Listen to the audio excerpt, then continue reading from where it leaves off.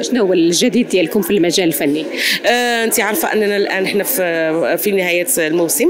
يعني كاين مجموعه المشاريع اللي قيد الدراسه وسيناريوهات اللي كنقراوهم، لانه هو دي بري كونطرا، يعني كنوقعوا عقود قبليه باش اننا نكونوا حاضرين في الموسم الجاي ان شاء الله يا رب.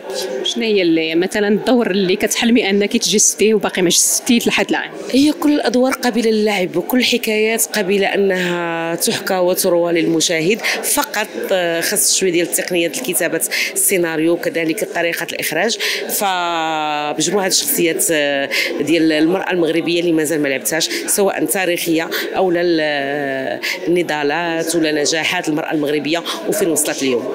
يعني مجموعه من الاسماء الوازنه في المجال الفني، كتاسف على الحاله اللي وصل لها الفن خاصه مع دخول المؤثرين وتغييبهم هما عن الساحه. شنو هو الرد ديالك؟ انا ما كنشوفش هذه الصوره بتاتا، انا كنشوف انجازات، كنشوف ان قانون الفنان الان اصبح يعني يعمل به، كنشوف انه الحقوق المجاوره ولات كتادي اجور للفنانين لدورتين في السنه. كنشوف دائما الاشياء الايجابيه، وانه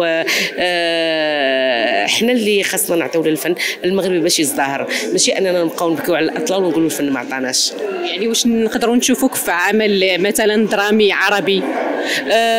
طبعا كانت عندي تجارب عربيه وعالميه، وفي المستقبل كاين مشاريع اللي نقدر نكون فيها في العرب مع الاخوان العرب في قنوات عربيه وكذلك عالميه. العفو. ما تنساوش تابوناو في لاشين يوتيوب وتفعلوا الجرس باش يوصلكم الجديد. ايام 24 عيونكم التي لا تنام.